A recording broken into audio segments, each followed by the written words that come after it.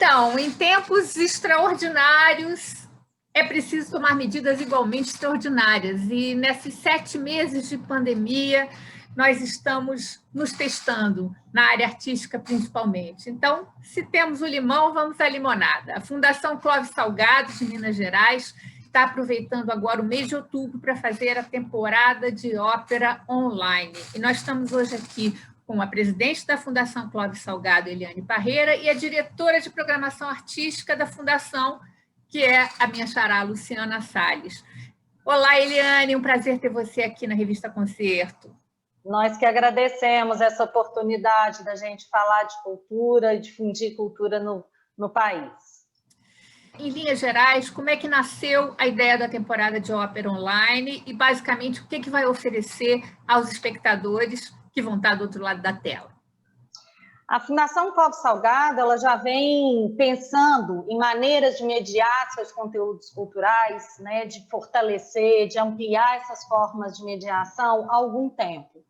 Mas, como você disse, com a pandemia, com a impossibilidade de estarmos presencialmente, de desempenharmos as nossas funções presencialmente, esse processo, então, foi completamente acelerado, onde a gente teve e intensificado, onde a gente teve realmente que pensar alternativas para poder continuar oferecendo esse conteúdo, continuar debatendo e fazendo as atividades de formação da Fundação, que ela desempenha há 50 anos, né? 50 anos de fundação esse ano, mas numa nova modalidade, num novo meio. Então, nesse ano em que completamos 50 anos de atividades, a Fundação Clóvis Salgado completa 50 anos de atividades, fomos obrigados a nos reinventar e colocar essa ponta com o futuro, colocar essa ponta com um novo formato, né, de relacionamento com o público, mas que é muito interessante, que a gente considera também que é uma conquista em alguns aspectos, e aí então estruturamos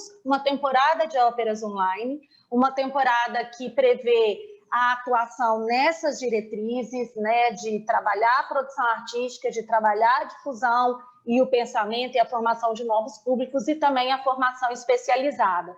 Então, com isso, estruturamos alguns grandes eixos, que a gente vai falar um pouquinho depois, né, com mais detalhes, mas primeiro um webinar que vai trazer os especialistas e aqueles realizadores de ópera do país inteiro, com curadoria do incrível parceiro Nelson Funzi, que vai nos... e Flávia também, então, assim, vai nos ajudar a pensar a ópera, a mostrar o dinamismo da ópera hoje, nos dar esse panorama geral da ópera hoje. Uma academia de ópera que está voltada tanto para os especialistas, cursos para os especialistas, mas também para os não iniciados. A gente vai fazer palestras, ou seja, uma programação que também vai dizer um pouco para os amantes da ópera, para aqueles que querem conhecer e refletir um pouco mais sobre a ópera. Vamos ter também uma produção que a gente tem feito, uma produção mensal com os corpos artísticos, então, de uma área para também propiciar essa experiência para o público pelo meio digital com essa produção. Vamos ter uma mostra de cinema com curadoria do João Luiz Sampaio, que é exatamente aquela relação que eu falava de transversalidade. Então, a ópera dialogando com o cinema dialogando com as outras linguagens, com a música, com a ópera. Vamos ter também um encontro com a companhia de dança, vamos ter uma exposição de cartazes, aí remetendo à questão da memória da instituição. São 87 produções ao longo da sua história, de mais de 55 títulos. Então, é uma produção muito rica que a gente também quer compartilhar com o público, né, parte dessa história, e vamos ter vários outros momentos onde a gente vai falar dessa história da ópera em Minas Gerais, que se confunde com a história da Fundação Clóvis Salgado e vice-versa. Então, é um momento de celebração da ópera, de formação de novos públicos, de mostrar como essa atividade é uma atividade, primeiro, dinâmica, viva, que dialoga com o nosso tempo, que mobiliza um mercado de trabalho, um mercado grande, né, uma cadeia produtiva intensa, criativa na sua maior potencialidade, com geração de emprego e renda, Então, é um momento de, realmente, como eu disse, celebrar e difundir e refletir sobre a ópera no país. Eliane, a Fundação Clóvis Salgado, que tem o maravilhoso Palácio das Artes incluído entre seus elementos, vive uma situação muito singular, uma situação muito singular, porque além de ter multi-espaços, né, de artes plásticas, de dança e tal, tem corpos artísticos. E isso faz realmente da Fundação um caso único no Brasil, porque ou tem corpos artísticos, como são os teatros municipais, ou são multi-espaços, como os centros culturais. Essa conjuminação aí de riquezas, né, de ferramentas, de possibilidades, faz com que a Fundação Clóvis Salgado, nos seus 50 anos, seja um exemplo. Eu acho que é muito importante a gente lembrar isso quando você fala do diálogo das artes com o público e com a formação. Eu fico muito feliz de te ouvir falar isso, Luciana, porque eu acho que é exatamente o nosso espírito, né? A Fundação Clóvis Salgado, ela nasce como esse centro cultural múltiplo mesmo, com essa ideia de um centro que dialogasse com todas as linguagens, mas em muito pouco tempo se estrutura como centro produtor de óperas, de música sinfônica, de música lírica, de dança contemporânea hoje. Então, em muito pouco tempo, ela se posiciona firmemente em Minas Gerais como um centro importantíssimo de produção e logo em seguida também como um centro de formação. Então, na verdade, é uma experiência muito singular mesmo, como você disse, e a gente tem muito orgulho de dizer que assim, a gente não conhece nada tão parecido com essa potência, porque, por exemplo, os alunos que estão estudando, estão dentro do Cefart, o Centro de Formação Artística e Tecnológica, têm uma possibilidade de experiência da prática coletiva e do diálogo com essas outras linguagens, e também com as produções artísticas, participando dessas produções, que nenhuma outra instituição pode dar. E aí, por isso, dificilmente você vê alguém que teve uma formação artística em Minas Gerais que não tenha alguma coisa no currículo relacionada à Fundação Clóvis Salgado, porque ela realmente tem uma presença na vida dos mineiros e na vida, né, do público que ela é muito importante. E isso que eu acho que torna essa missão pública da instituição tão incrível, mas mais desafiadora ainda, né? Mais desafiadora porque tem que dar conta dessas dimensões todas com muita legitimidade com a participação e afetividade do povo mineiro. É isso aí. Luciana, eu queria agora falar um pouquinho dessa programação que a gente vai ter a partir do dia 13 de outubro, e que tem esses 6 braços, né? Tem a reflexão, o pensamento, tem a performance em si, tem a formação e tem as questões das interlinguagens, né? A transversalidade, como a Eliane falou agora, com a dança, com as artes plásticas, com a memória, com o cinema. Então, queria que você falasse um pouquinho dessa programação, que pelo lado, se tem algum lado bom nessa pandemia, vai ser democratizada para o Brasil inteiro, para o planeta inteiro, né?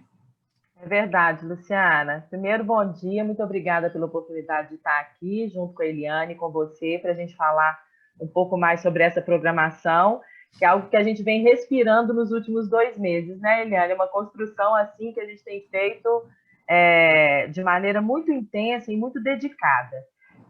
Eu vou te apresentar primeiro e falar um pouco sobre o nosso calendário no geral, né?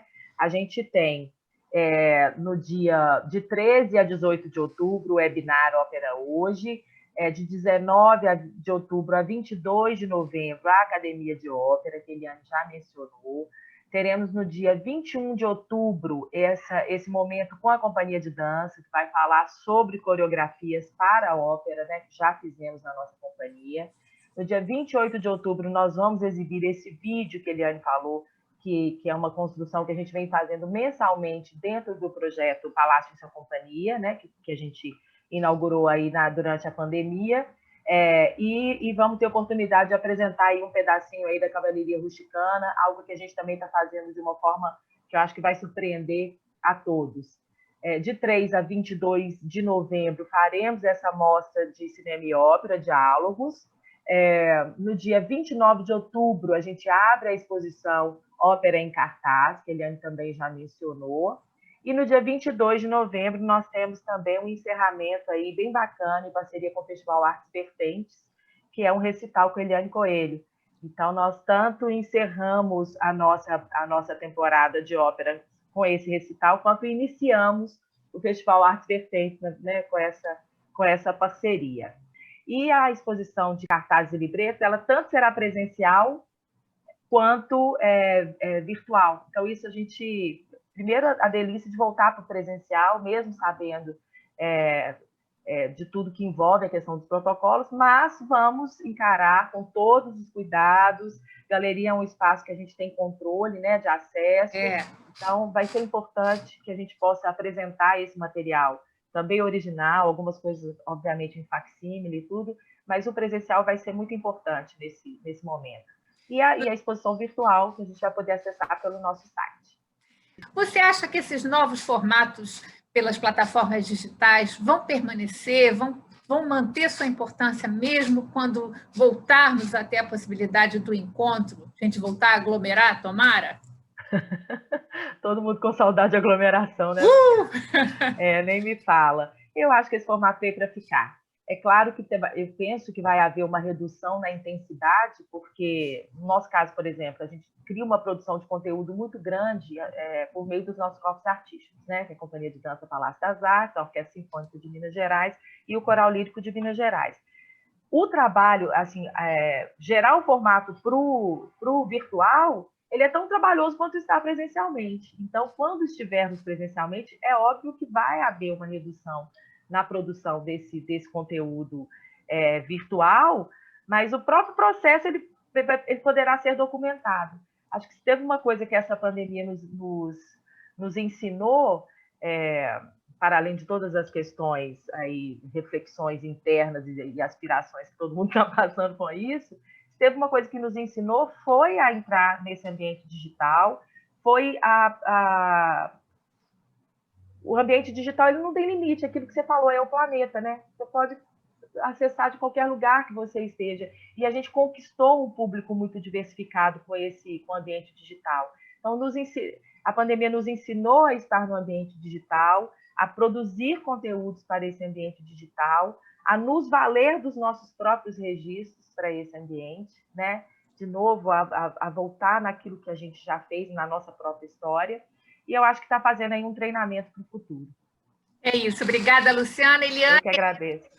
Eliane, a gente encerra aqui nossa conversa e eu fico muito feliz da Revista Concerto ser parceira da Fundação Clóvis Salgado nesse momento em que a Fundação está indo para o mundo com seus conteúdos e suas propostas.